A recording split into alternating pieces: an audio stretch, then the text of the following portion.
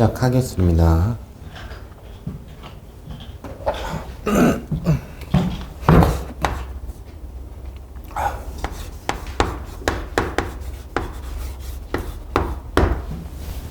물리 파이널 과정, 최종 정리 과정 중에서 마지막 실전 연습 같이 정리할 거고요. 그리고 지금 제가 목소리가 아직 감기가 안 나가지고 조금 안 나와서 목소리가 그걸 조금 감안해 주시고 양해를 부탁을 드리겠습니다. 자, 이제 15분을 드리고 한번 연습을 해봤었는데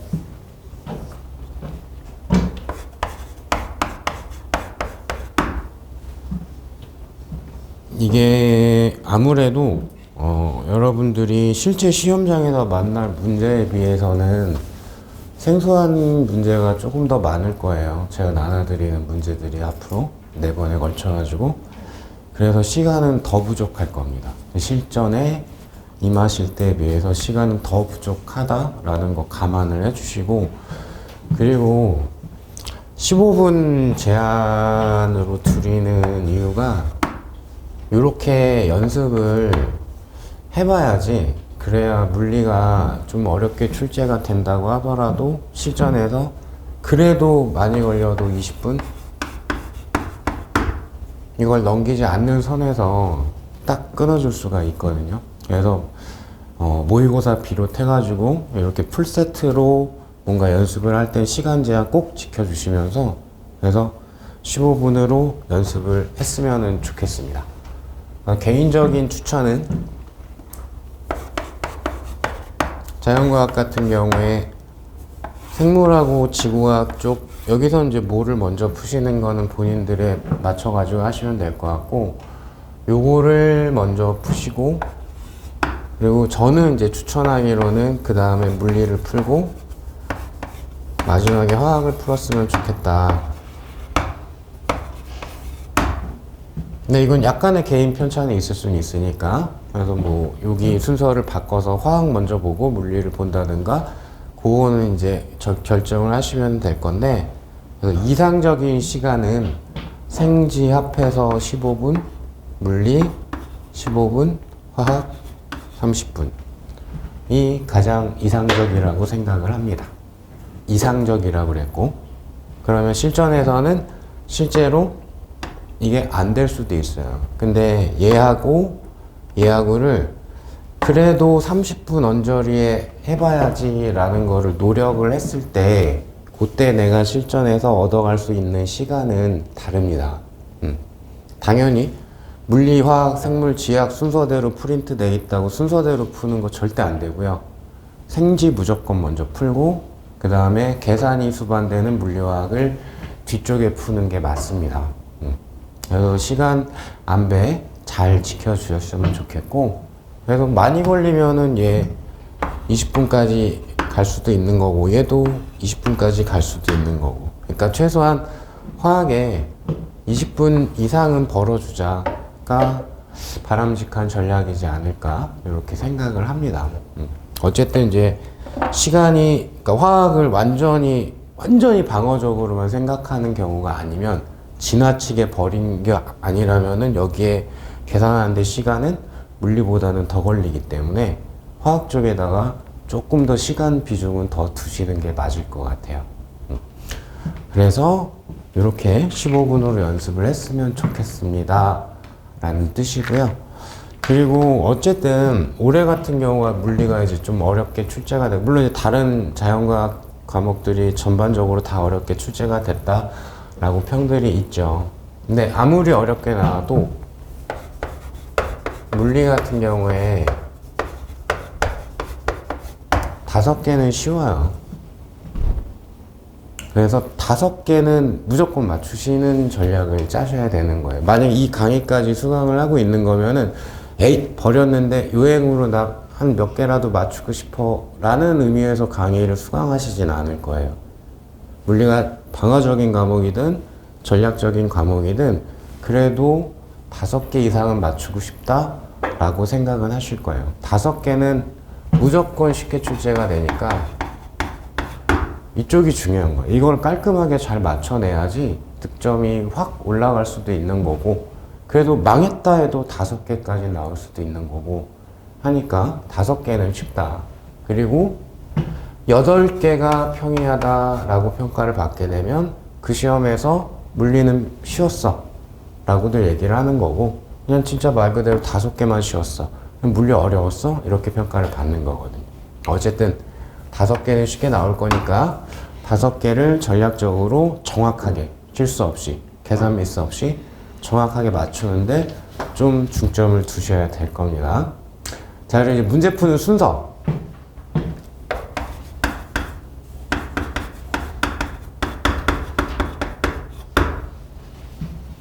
우선 저는 추천은 물리 그 10개 문제 안에서 또 요거 풀었다가 저거 풀었다가 왔다 갔다 하는 거를 별로 추천하진 않아요. 저는 그냥 순서대로 푸는 게 좋다라고 얘기를 하는데, 다만 특정 파트가 난 너무 취약하다, 내지는 내 전략적으로 어떤 단원들은 좀 정리를 못했다, 그런 분들은 어쩔 수 없죠. 순서를 그때는 좀 융통성을 발휘를 해야 되는데, 그걸 발휘하더라도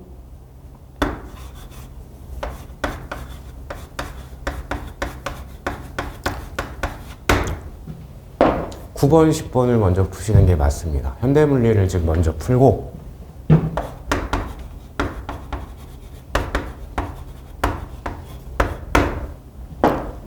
현대물리 문제, 물론 계산적으로 복잡하게 나올 확률이 없는 건 아니지만, 하지만 어쨌든 출제되는 수준은 평균적으로 그리고 확률적으로 봤을 때 알고 있는지 모르고 있는지 정도 수준을 물어보는 경우가 대부분이기 때문에, 그래서 만약에 순서를 바꿔서 풀기로 결정을 했으면 9번, 10번 풀고 나머지는 선택적으로 역학을 먼저 풀던가 전자기를 먼저 풀던가 그런 식으로 선택을 해주시면 돼요. 단 저는 그냥 1번에서 10번까지 순서대로 푸는 게 바람직하지 않을까 라고 생각은 합니다. 10개에서 또 뒤죽박죽 하는 것 자체도 너무 우왕좌왕하는 경향이 없지 않아 있기 때문에 저는 그렇게 생각을 하고요. 그리고 이제 진짜 막판인데,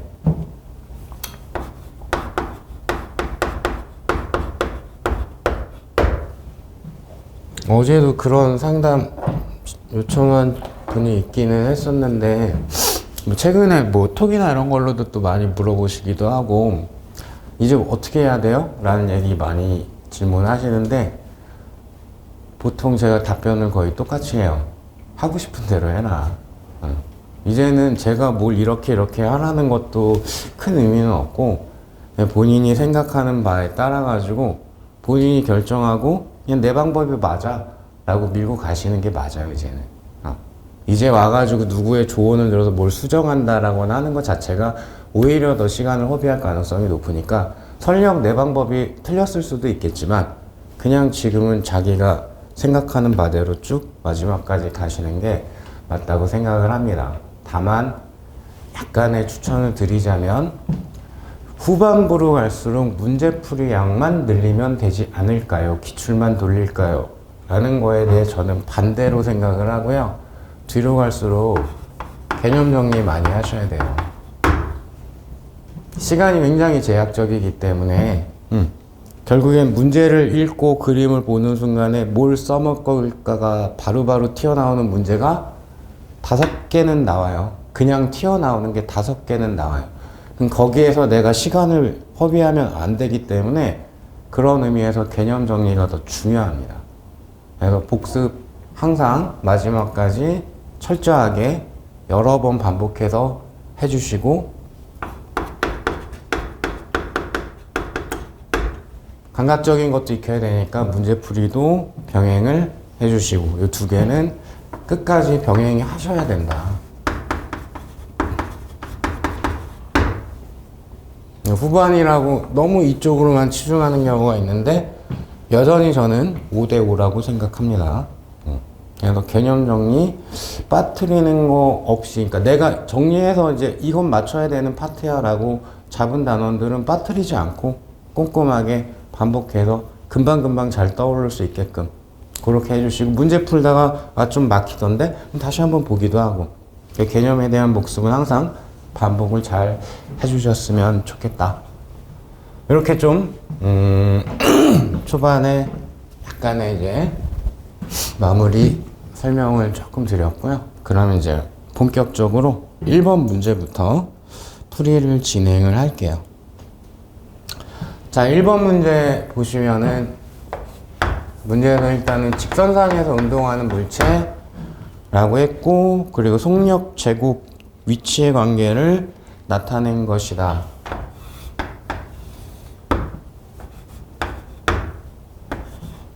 근데 하필이면 그래프의 모양이 직선 형태를 가지고 있던데 라는 거. 그럼 이제 일단 요것만 잠깐 얘기를 하면, 그래프가 나왔기 때문에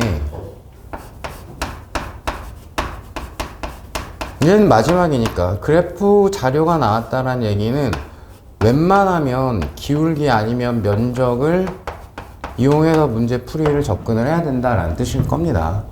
그래서 내가 알고 있는 것 중에 기울기가 갖는 의미가 있는가, 면적이 갖는 의미가 있는가, 이런 걸 당연히 먼저 생각을 해보셨겠죠. 문제가 풀렸든 안 풀렸든. 오케이? 저는 기울기라는 거는 x에 대한 y의 변화율을 얘기를 할 거고, 얘는 직선이니까 어쨌거나 저쨌거나 기울기가 일정할 겁니다. 그래서 평균 변화율도 일정할 거고, 순간 변화율 일정할 거고, 그 다음 면적이라는 거는 적분을 얘기하는 거고, 단순 무식하게는 y와 x에 있는 물리량의 곱하기의 꼴이 어떤 내가 알고 있는 물리량 있는 게 있는가? 이런 걸 한번 상기를 해보시면 좋겠죠. 우선은 일단 그래프 자료가 있기 때문에 여기부터 떠오르는 게 맞을 거예요. 자, 그럼 이제 본론적으로 들어가서는 얘는 운동의 표현,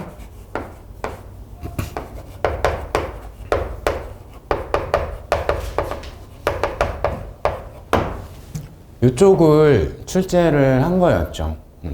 완전 빈번하다까지는 아닌데, 그 역학에서도 뭐 다시 언제 출제가 돼도 이상하지 않은 파트 중에 하나고, 그래서 기본은 일단 이제 운동을 표현하는 물리량이 위치, 속도, 가속도에 대한 관계, 이런 쪽이 이제 정리가 좀 있었어야 되겠죠. 그래서 시간에 대해서 위치를 미분을 하거나 시간에 대해 속도를 미분을 해줌, 즉 우방향으로 가는 거는 변화율, 미분을 생각을 하는 거다라는 거고, 거꾸로 구하는 거는 적분에 대한 내용이 되겠죠. 이런 식으로. 그리고 속도, 가속도에 대한 뜻을 여기다가 다시 적지는 않겠습니다. 자, 그래서 이런 기본적인 자료에 대한 해석을 물어볼 수도 있고요, 당연히. 그 다음 출제 빈출되는 것 중에 하나는 등가속도 직선운동.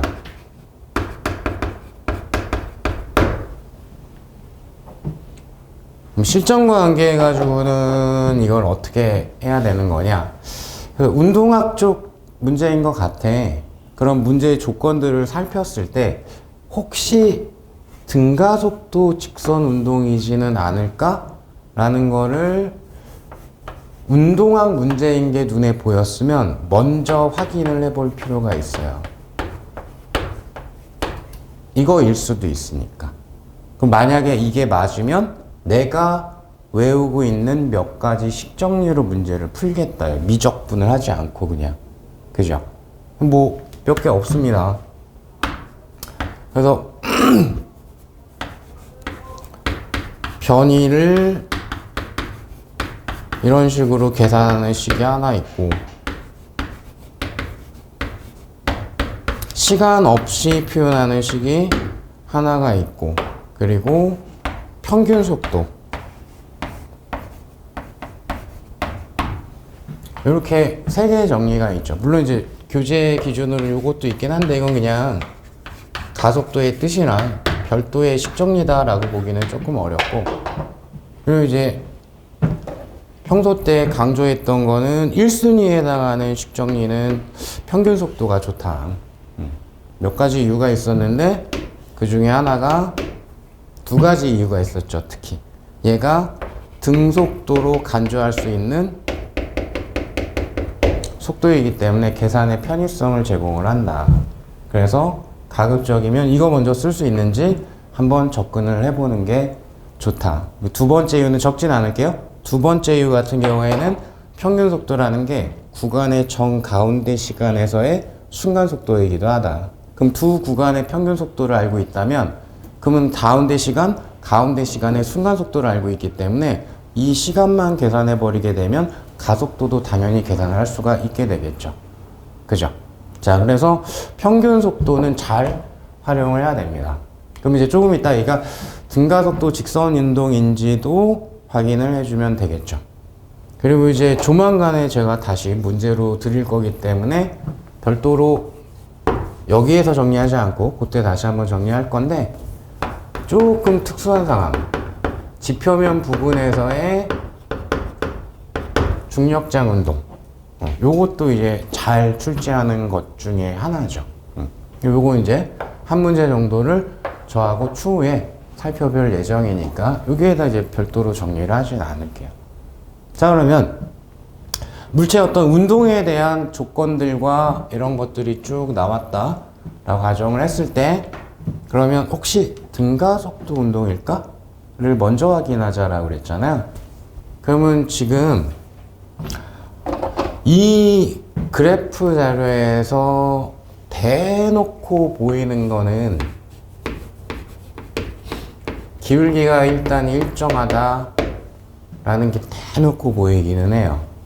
X축에 써있는 물리량이 위치 내지 거리고 Y축에 써있는 게 속력의 제곱이에요. 내가 알고 있는 것 중에는 등가속도 식정리 중에서 V제곱이 들어가 있는 건 어디 갔니? 얘 하나밖에 없죠. 그럼 이걸 혹시 만족하나? 를 생각해 보면 되겠죠. 그죠?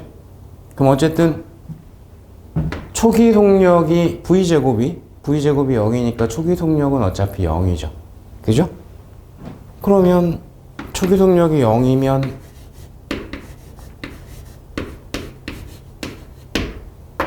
이렇게 될 건데 여기가 Y축에 쓰여져 있는 거고 이쪽이 X축에 쓰여져 있는 거고 Y는 어떤 기울기 곱하기 X 형태 직선이네요. 그죠? 이걸 만족하죠. 그럼 얘는 그냥 등가속도 직선 운동으로 푸는 거예요. 오케이? 그렇게 풀이가 들어가 주시면 되겠죠. 자, 그래서 풀이는 뭘로 들어가는 거다? 확인해 봤더니 이걸 만족을 해. 그래서 등가속도 직선 운동으로 풀이를 들어가는 거예요. 그 중에서 이거 써먹어야 되니까 해석, 여기에 대한 해석. V0는 지금 현재 0이니까 이렇게만 표현을 해놓고 풀이를 할게요. 그럼 어떻게 되냐? 여기에서 기울기가 6일 겁니다.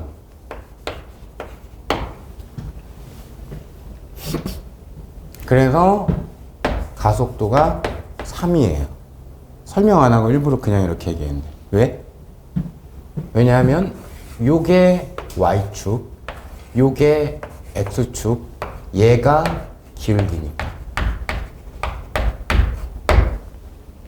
기울기가 즉 2 곱하기 가속도가 돼야 되거든요. 그죠? 그럼 기울기가 6이라고 나왔기 때문에 가속도는 3m/s 제곱이 돼야 하겠죠. 이해되실까요?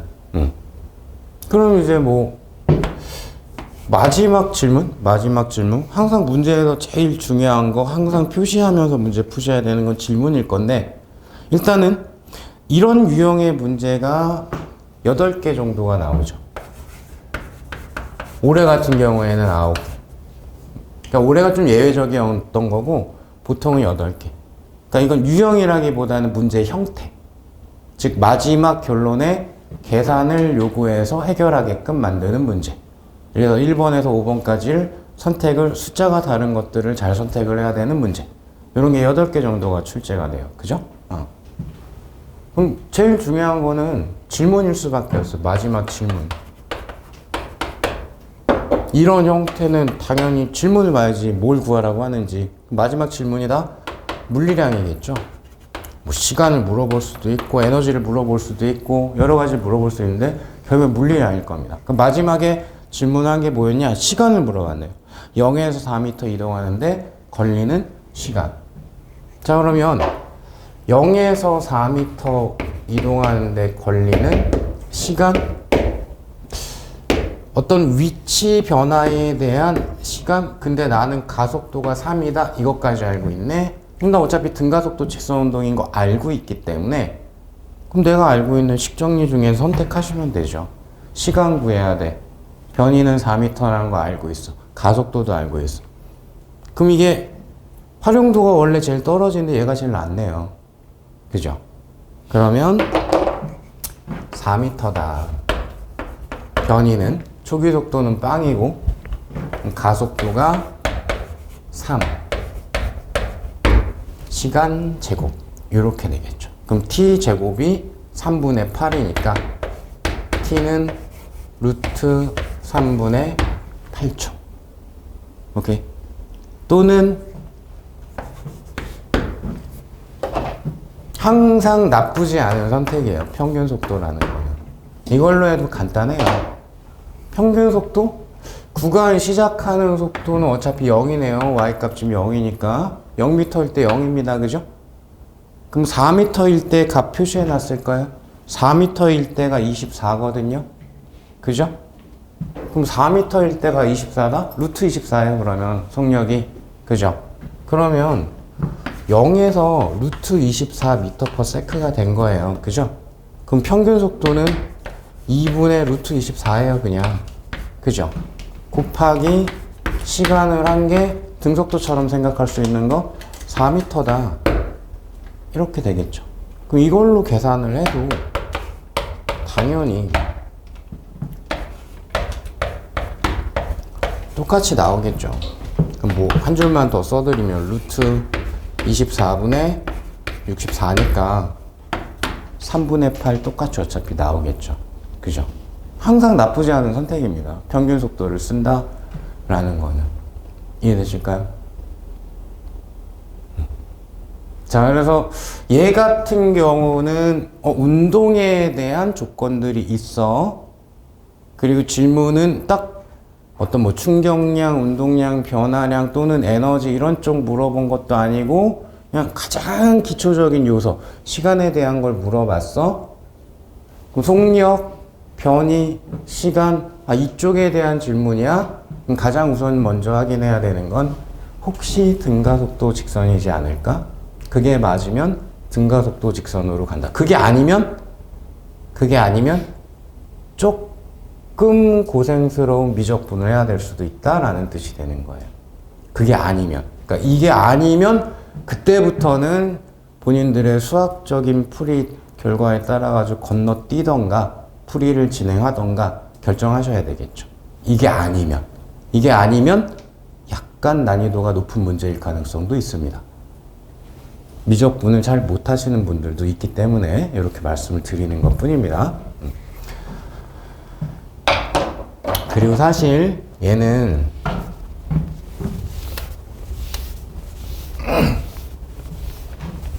그래프를 옆에다 표시해 드려야 되겠다.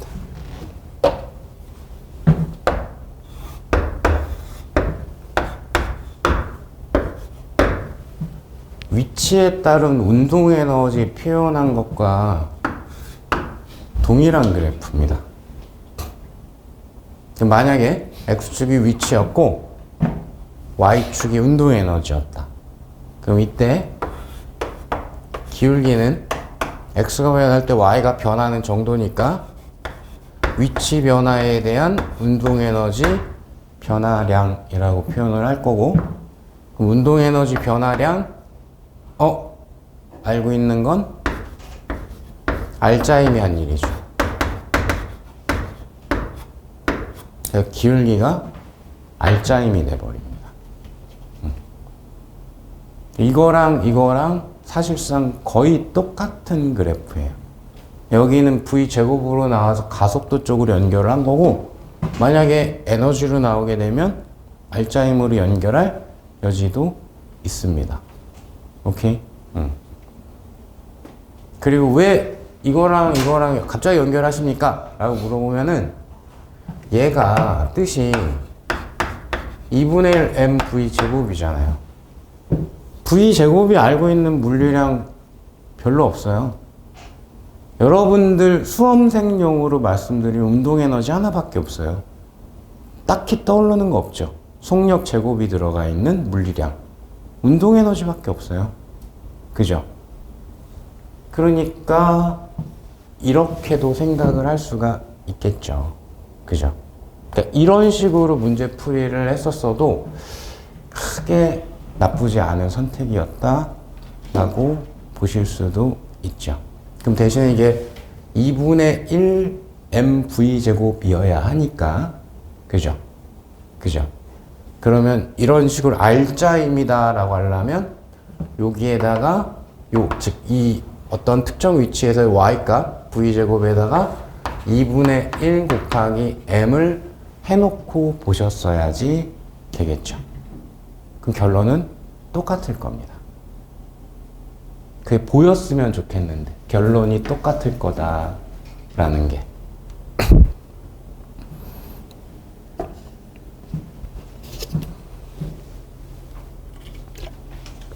2분의 1 질 곱하기 질량을 곱해버리게 되면 얘가 되는 거죠. 그죠? 그러면 기울기가 어차피 알자임입니다. 알자임은 MA죠. 알자임의 뜻이 MA니까.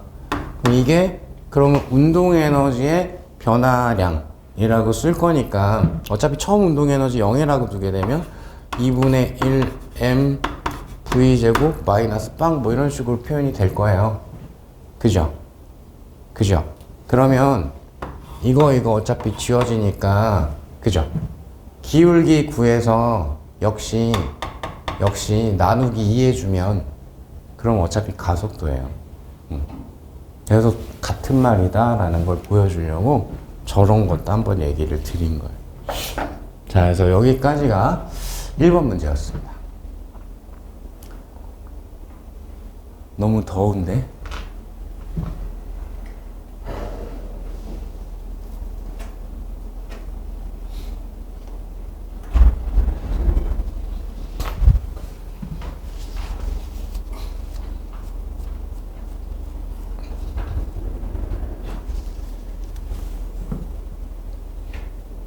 자, 치워도 될까요?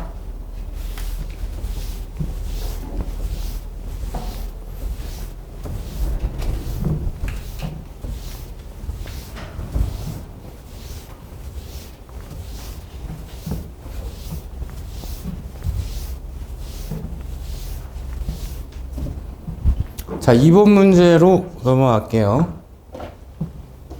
2번 문제 읽기 전에 이거 원운동인데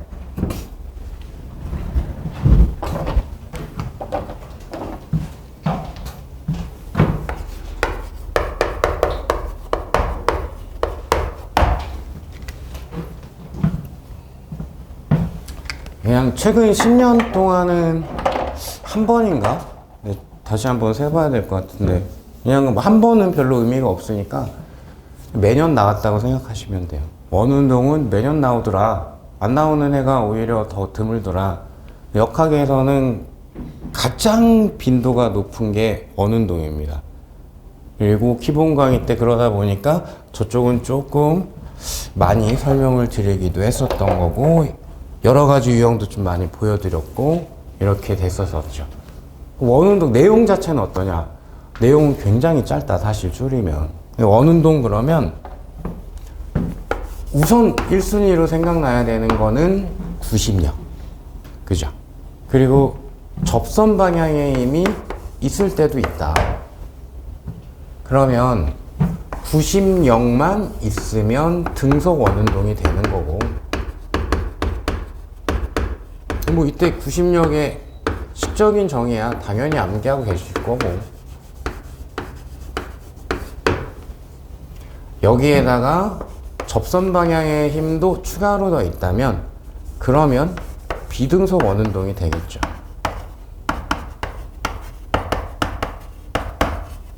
이렇게 있으면 비등속 원운동이 되는 거겠죠.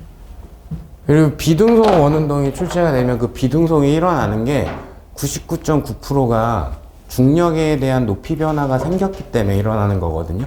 그러니까 문제를 엮을 때 이걸 안 엮는 게 어색해요. 역학적 에너지 보존을.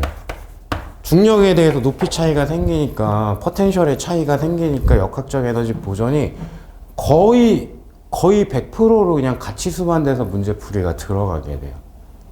일종의 테크니컬하게 기억하고 있을 만한 내용이죠. 그럴 수밖에 없더라.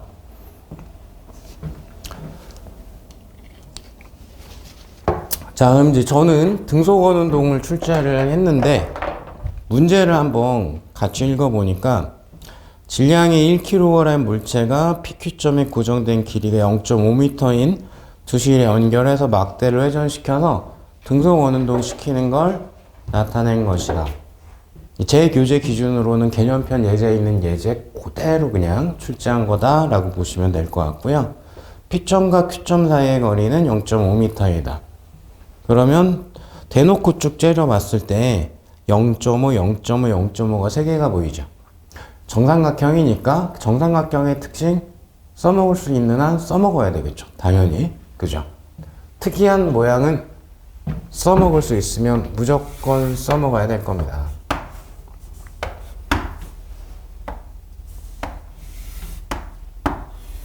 요것도 0.5m, 여기도 0.5m, 요 길이도 0.5m, 여기에다가 1kg짜리를 연결해서 막대를 뿅 돌렸더니 뱅글뱅글 등속 원운동을 하겠다.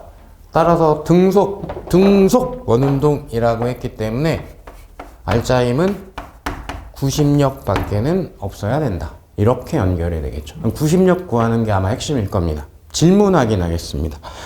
P점에 고정된 실에 걸리는 장력이 30N일 때 물체 속력은, 자, 조건을 하나 드렸고요. 윗줄에 걸리는 장력의 크기가 30N일 때 이 물체의 원운동 속력이 얼마일까? 이게 질문이죠.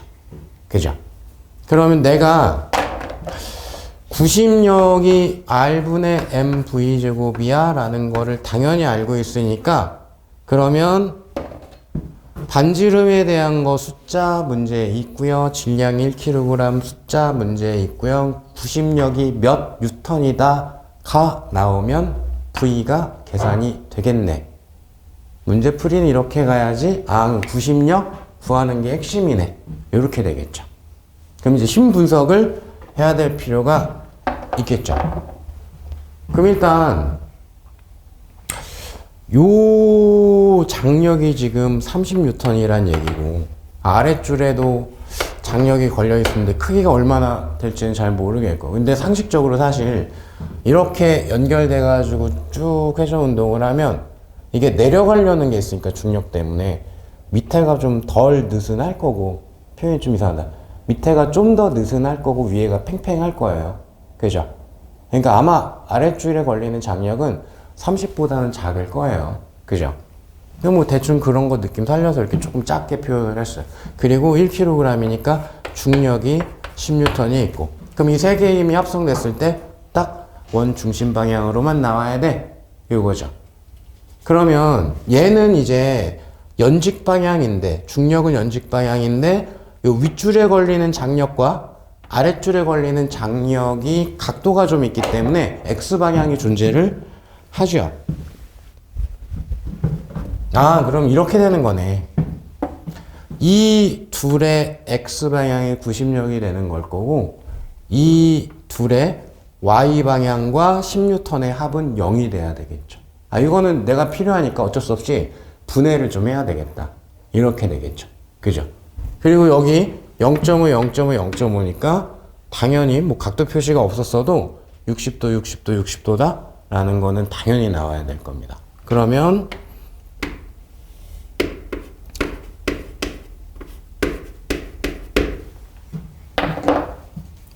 일단 이 아랫줄에 걸리는 장력. 왜냐하면 내가 30 곱하기 코사인 30이랑 t 곱하기 코사인 30 합해가지고 90력이라고 풀 거니까 얘를 구해야 되겠어.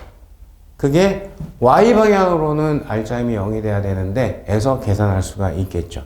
그래서 우선은 y방향 r자임이 0 돼야 되니까 r자임이 90력만 나와야 되니까 부심방향으로만 나와야 되니까 y방향 이 아이의 y성분 30N 곱하기 세타 옆쪽으로 사인 30도. 그러니까 잔소리 자꾸 마지막인데 해서 죄송한데 여전히 벡터 분해할 때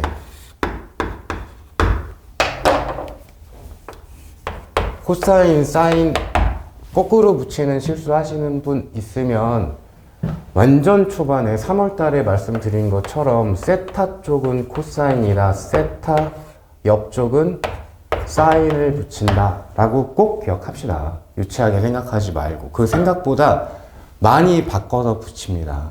그림이 딱 이쁜 모양이 안 될 때도 많이 있고 이러기 때문에 세타 쪽으로는 코사인, 세타 옆쪽으로는 사인.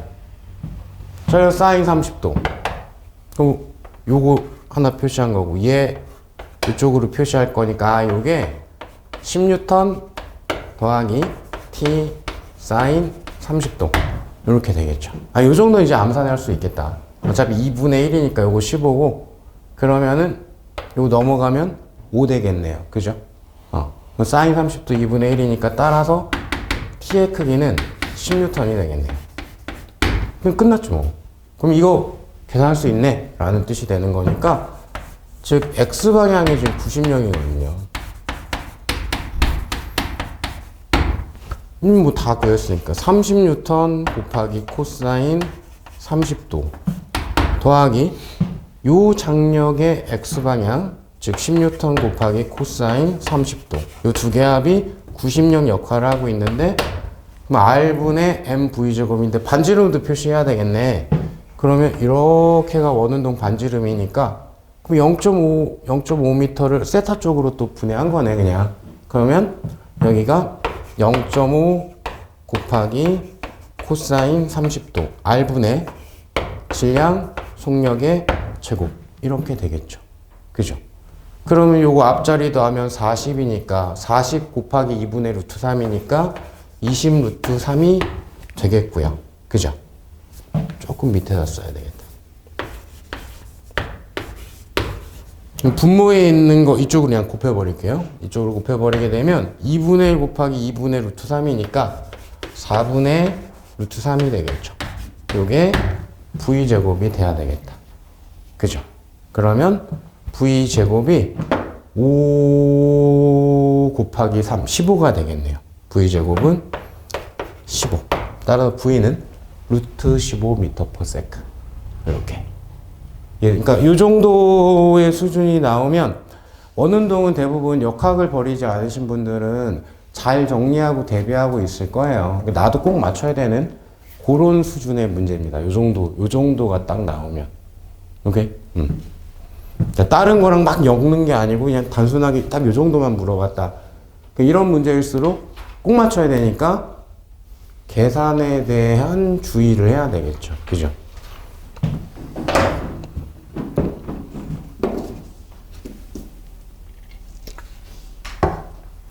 자, 정리가 되었으면은 3번으로 넘어갈게요. 자, 3번 문제는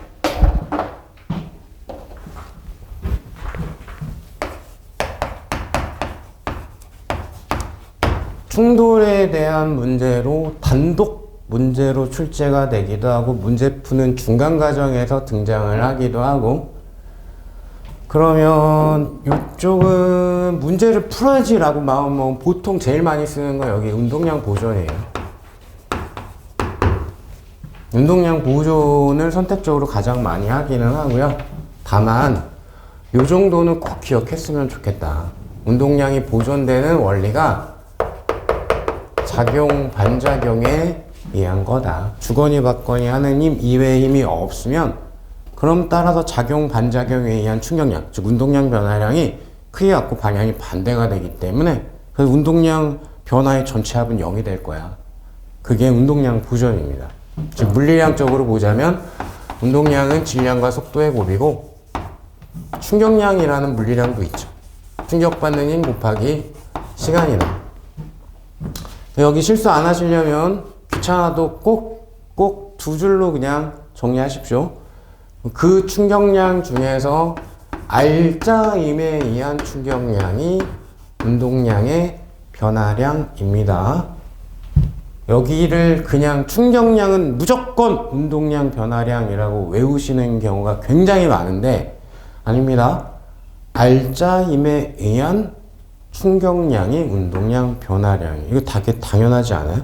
알짜임의 MA니까. 그죠? A는 시간에 대한 속도 변화니까. 그죠? 이렇게 해야 이게 운동량 변화량이 돼요. 당연히. 그죠? 알짜임에 의한 충격량이 운동량 변화량입니다.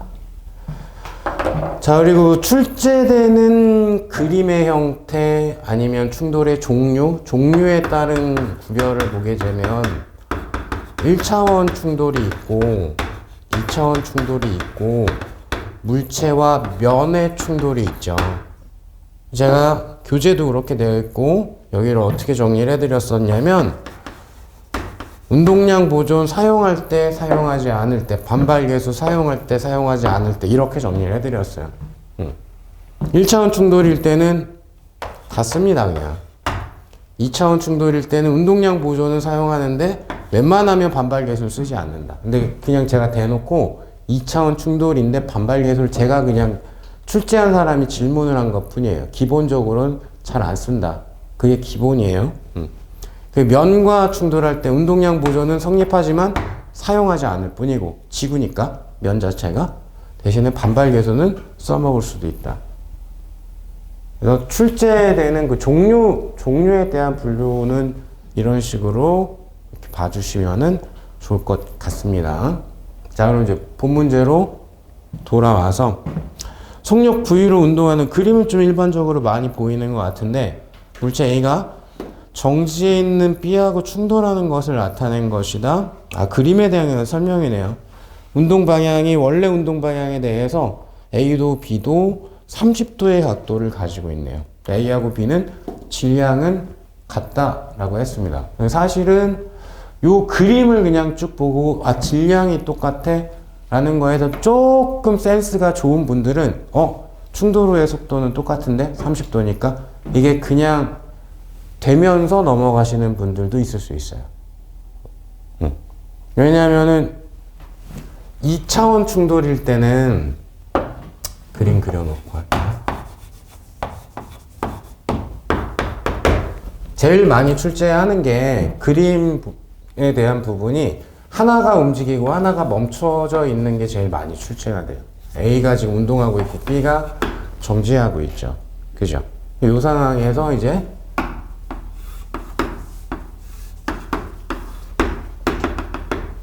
A도 30도의 각도로 튕겨나가고 그 다음에 B도 30도의 각도로 튕겨나가더라 라는 게 되는데 이런 거 나오면 이거 그냥 필기하는 거에 급급해 하시면 안 되고 그 의미를 잘 받아주시면 돼요. 당연히 먼저 뭐 해야 되냐. 우선은 X, Y로 운동량 보존을 각각 분해해서 써먹을지를 결정해야죠. 왜냐면 벡터는 분해된 상태로 존재하는 건 아니니까 X방향, Y방향으로 분해된 걸로 써먹을 건가. 그러니까 즉 이거는 일반론이죠. 벡터에 대한 거라면 내가 이 문제를 풀기 위해서 분해할 필요가 있는가? 그거 먼저 생각해 봐야죠. 그리고 필요하다. 그럼 이제 분해해서 봐야 될 거예요. 그죠? 지금 같은 경우에는 각도도 이쁘게 다 나와 있는 데다가 직관적으로 잘 보이는 것들도 많고 이건 바로 분해해서 보면 되겠네요. 근데 충돌 같은 경우에 이건 이제 충돌 한정으로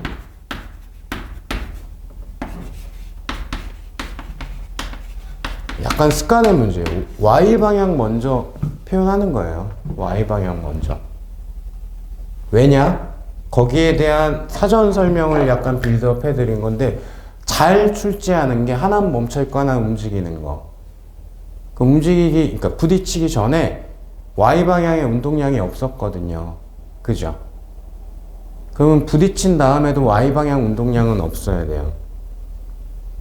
즉, 이 아이의 y방향 운동량과 b의 y방향 운동량은 같아야 돼요. 그래 합이 0이 될 거니까. 그걸 먼저 생각하고 넘어가야 되는 거예요. x를 먼저 하는 거는 돌아가는 거죠. 그죠? 그러니까 y를 외워라가 아닙니다. 원래 운동량이 0이었던 파트를 먼저 보자 이거죠. 걔는 계속 0일 거니까. 식 자체가 간결할 거거든. 그쪽은. 그죠?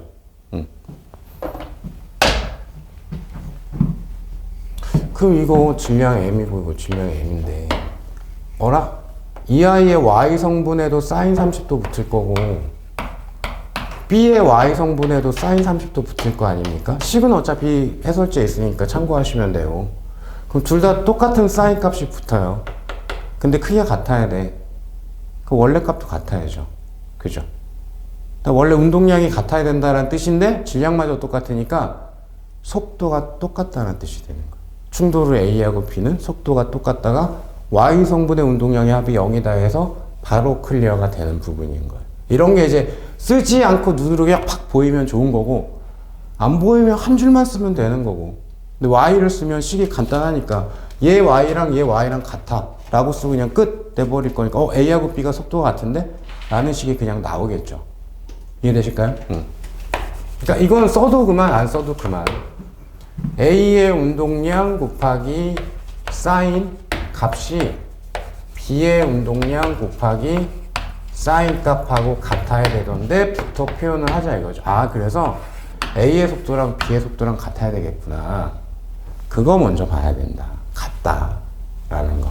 자, 그럼 이제 요거 했으니까 Y 먼저 해결했으니까 그 다음에 X로 해결하시면 되겠죠.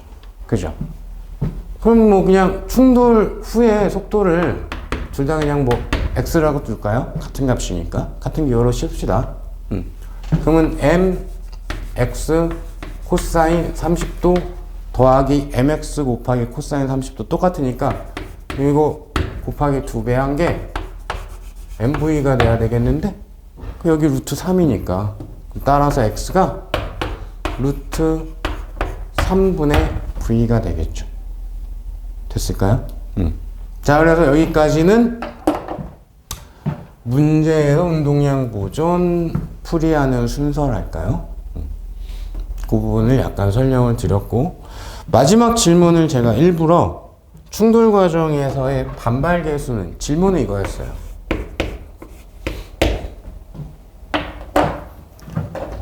지나치게 복습할 때 식만 딱 보고 넘어가는 식으로만 너무 끝내지 말란 뜻일 거예요, 아마. 이 문제의 취지 중에 하나도 그런 걸 거고, 그 문장이나 어떤 단어의 한글 표현 자체를 잘못 알고 있거나 그 정의가 잘 안 떠오르거나 해서 접근을 못하거나 손을 못 대거나 하는 경우도 꽤 있을 수 있습니다. 물리는 어차피 정의를 다루는 학문이다 보니까 정의 쪽에 대한 질문이 제일 많아요. 반발계에서 분명히 책에 이렇게 쓰여 있을걸요? 충돌 전후에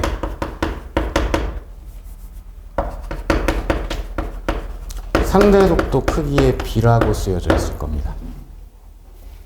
이걸 알고 있나요? 라고 질문한 거예요.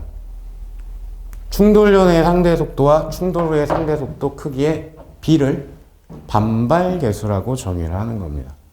그러면 충돌 전에 상대 속도는 얘 멈춰 있으니까 크기가 V예요. 충돌 전의 값 V 분의 충돌 후의 상대 속도의 크기 표현하면 돼요. 그죠? 그러면 어디다가 해야 되나?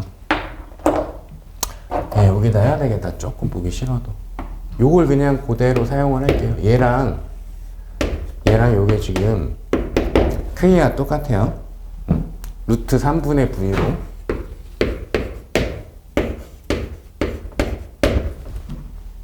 즉 상대 속도라는 거는 예를 들어서 A가 바라본 B의 속도다. 그럼 B의 속도 마이너스 A의 속도죠. 이거 다 알고 계실 거예요. 벡터면 벡터 연산하시면 되는 거죠. 그죠? 그죠? 그러면 뭐 얘를 기준으로 할 거다. 얘가 바라본 얘의 속도다 라고 했다라고 치자 라고 하게 되면 요거랑 마이너스 A 거랑 합성하시면 되겠죠. 얘랑 합성하시면 되는 거죠. 이것도 당연히 크기는 루트 3분의 V일 거고요. 이해되실까요? 그죠? 이거 한 거예요. 그죠? 그죠? 벡터니까 벡터 합성하셔야 되겠죠. 그리고 막 그 이름 뭐였더라? 제이 코사인 법칙인가 뭐 그거 쓰기 전에 이름 뭐 잘 모르겠는데 일단은 안 해도 되겠네. 왜냐면 30도, 30도, 60도건 60도? 요거 합성하면은 이런 식으로 나올 건데 요거랑 크기 같죠? 그죠? 그죠? 그러면 지금 제가 그림을 조금 못 그려서 근데 이게 90도처럼 그려가지고 좀 그런데 여기가 60도니까 여기가 120도예요. 그죠? 그럼 이게 60도예요. 반반씩 뽀개 먹을 거니까. 그럼 여기 60도, 60도, 60도이기 때문에 정삼각형이에요. 그럼 이거 다 길이가 똑같죠. 그림을 너무 못 그려요. 옆에다 조그맣게 다시 한번 표현을 해드리면은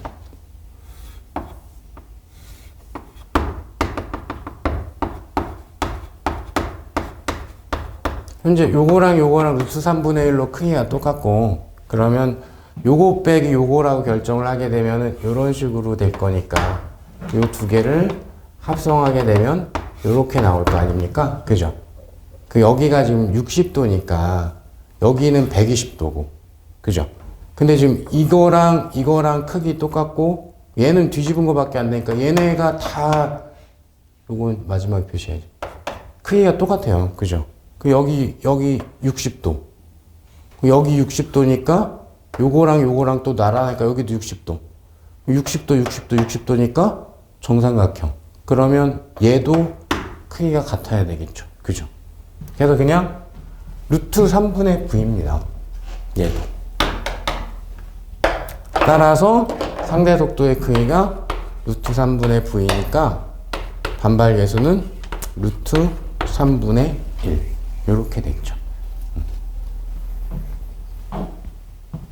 3번 문제는 어렵진 않은데 만약에 실제로 2차원 충돌인데 반발 계수를 물어보거나 하면 많이 틀릴 거예요. 낯설어서 그래요. 그러니까 시험에서는 낯선 거는 어차피 그냥 수험생 입장에서 어려운 거예요. 낯선 거를 무조건 맞춰야지가 목표가 되시면 안 되고 낯설지 않고 눈에 잘 보이는 걸 깔끔하게 잘 해결해야지가 가장 1순위의 목표가 되셔야 돼요. 항상.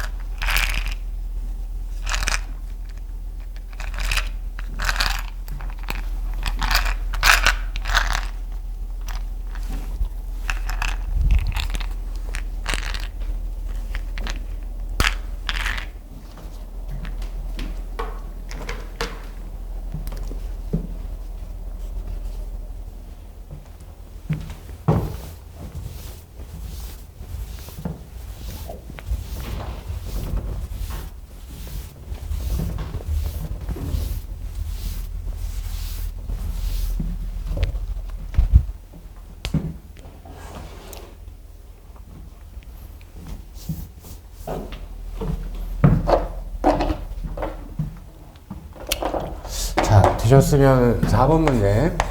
4번 문제는 간단하게만 소개 정도만 하고 넘어가는 식으로 연력학 중에서 제 교재 기준으로 제목을 달자면 열현상. 당연히 압도적인 확률로 열역학 자체가 시험에 나올 확률이 훨씬 많습니다. 드물게 뭐 거의 10년에 한 번꼴로 이쪽을 그냥 기본적인 열 물리 이런 걸 질문을 할 때도 있다. 그때 나올 수 있는 주제는 많지는 않다. 열량에 대한 표현 자체, 온도 변화를 일으키는 걸 열이라고 하기도 하고, 근데 물론 상태 변화도 일으킬 수 있고, 상태 변화의 열은 질량 곱하기 L 이런 식으로 뭐 표현을 할 거고, 상태 변화열 나오면 그냥 써먹을 줄만 알면 되겠죠. 뭐 그 정도에 대한 내용. 그리고 요거랑 관계해 가지고는 열 평형에 대한 거. 그래서 지금 문제 같은 스타일. 고온의 물체가 잃어버린 열이 저온의 물체가 얻은 열과 같다.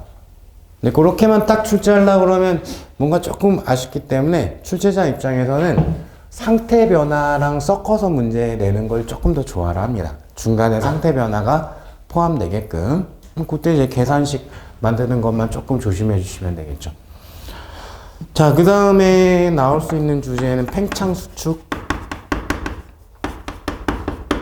주로 고체 파트에서 식적으로는 뭐 비스무리해서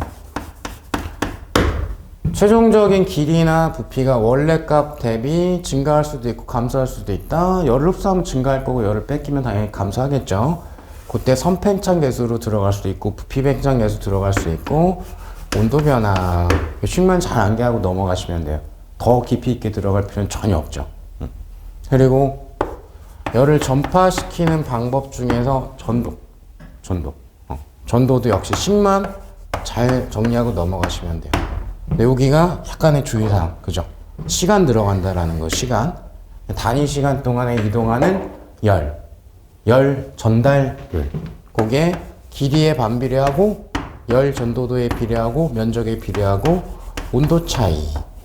이렇게 들어가는 거죠. 그럼 전도에 대한 것도 역시 식정도만 헷갈리지 않게 잘 정리하고 넘어가시면 되고, 이 현대물리에 있어도 되고, 여기 있어도 상관이 없는데, 복사라는 내용이 있어요.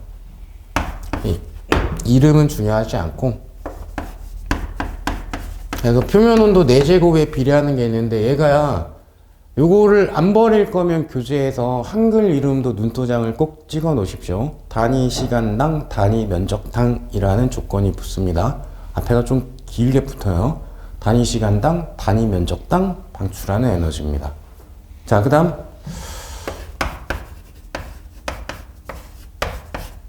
표면 온도에 반비례하는 물리량이 하나가 있죠. 가장 많은 세기를 방출하는 파장 값 자체가 표면 온도에 반비례한다. 약간 지구과학이랑 또 겹치는 내용이기도 하니까 흑철 복사에 대한 거 요거 근데 조금 조심했으면 좋겠다. 요 앞에 뭐 한글로 수식어가 좀 붙더라. 우리 시험 문제는 마지막에 계산을 요구하기 때문에 이 자리를 이용해야 되는 걸 출제할 수도 있습니다. 충분히. 그래도 면적을 곱한다든가 이렇게 해서 총 세기를 구하는 이런 식으로 낼 수도 있습니다. 구 모양 주면은 뭐 깔끔하게 할 수 있으니까. 자, 요거는 이제 훨씬 쉽게 문제를 드린 거고, 그다음에 문제 쭉 읽고 넘어가면 될 것 같아요. 자, 단열 용기에 담겨있는 10도씨 액체에 70도씨 금속 A 또는 B를 잠기게 한 후에 온도 변화를 측정을 할 거다. A를 잠기게 했을 때는 마지막 평형 온도가 30도씨가 됐고, B를 잠기게 했을 때는 마지막 평형 온도가 20도씨가 됐더라. 마지막에 질문, 그게 제일 중요하니까. 열평에 도달할 때까지 A가 방출했던 열량이 Q였다면, 그럼 B로 실험했을 때 B가 방출한 열량은 몇 Q가 될까? 이게 질문이죠. 아, 요쪽 출제한 거네, 그냥 요쪽.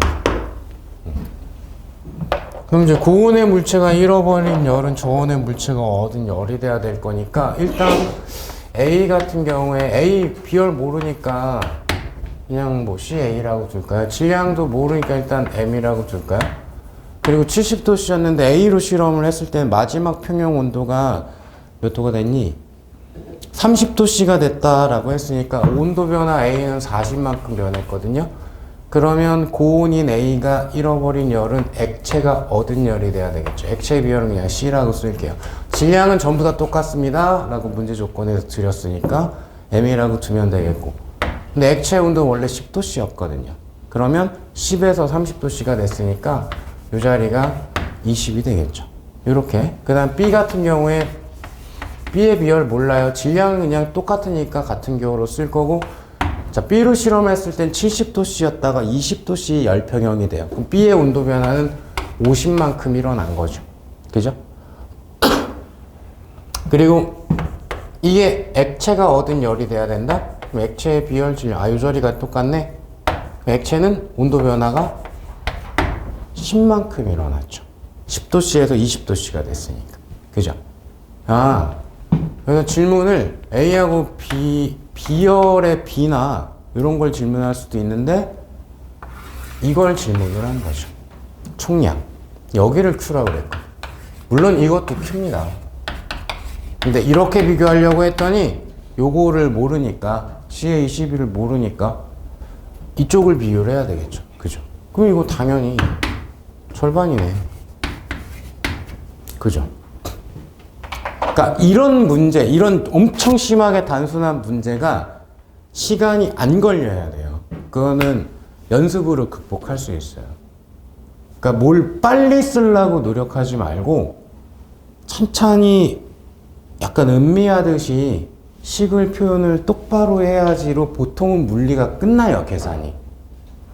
나머지 자재랑 계산은 후반부에 그냥 마지막 결론을 도출하는데 필요한 것밖에 안 되고, 도입할 때 내가 그 완성된 식 전개를 어떻게 깔끔하게 잘 표현하냐가 끝나요. 물린 거기서 그냥 끝이야. 그러니까 이런 거에 시간을 내가 평소에 많이 허비하더라 라는 건 분명히 문제에 독해하는 부분이나 식을 만들 때 너무 우왕좌왕한다라든가 이것저것 너무 많이 떠오른다든가, 즉 이것저것 많이 떠오르는 건 학습량이 많아서 좋은 게 아니라 학습량이 압도적으로 적은 겁니다. 정리가 덜 된 거니까. 이 주제는 이건데 이게 딱딱 직관적인 연결이 안 되는 거니까. 그럴수록 개념에 대한 복습을 많이 하셔야 돼요. 자, 5번은 간단하니까 5번까지만 보고 잠깐 쉴게요.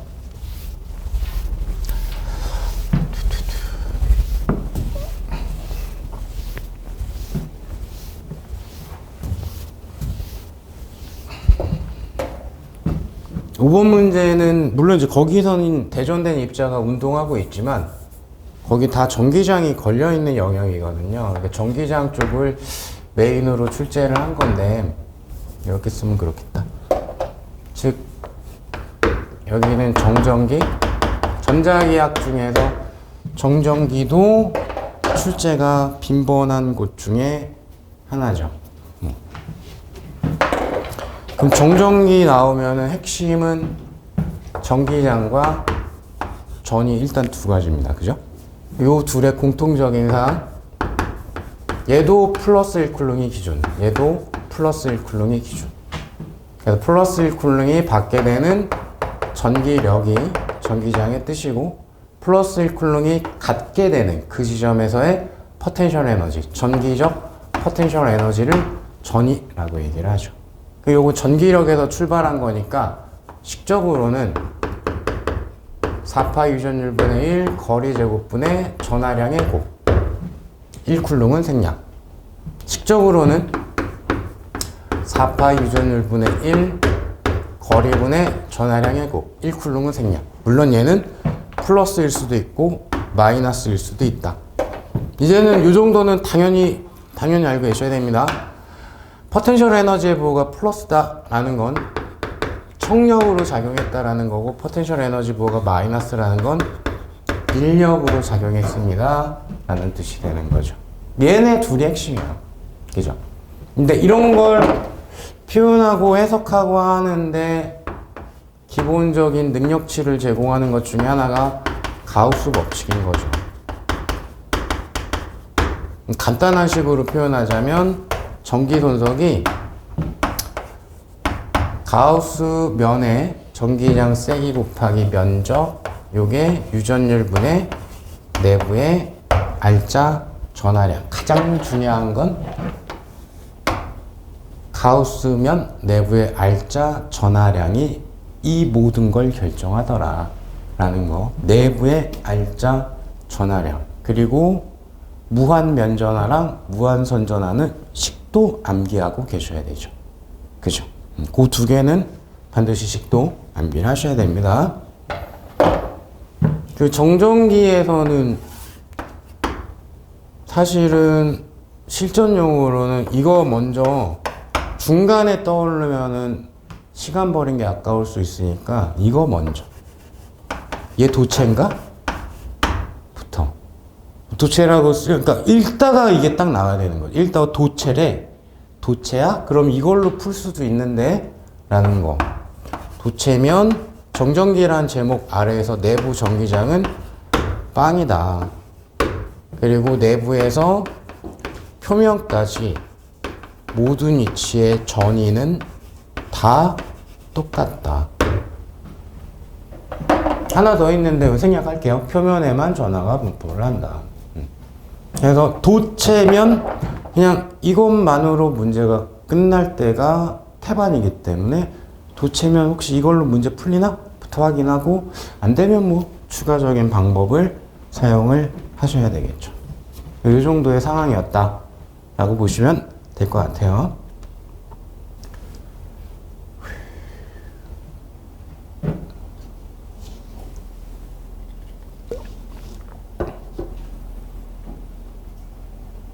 자, 그럼 5번 문제 볼게요. 평행판 A에서 정지 상태로 출발한 질량이 M이고 전하량이 Q인 플러스 전하로 대전된 입자가, 그럼 아마 A 판때기는 플러스를 띄고 있었겠죠. 그러니까 밀어버렸겠죠.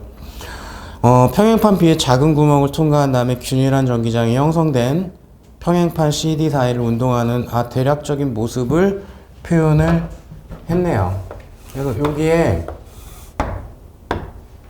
정지 상태에서 질량이 M인 그리고 전하량 크기가 Q인 대전 입자가 쭉 출발해가지고 요 구멍 통과한 다음에 포물선 운동을 해가지고 요 아래쪽 판때기에 도착을 했답니다. 여기 걸려있는 전기장 세기는 2다 라고 표현을 했고 요 판과 요 판 사이의 전이차는 V다 라고 표현을 했죠.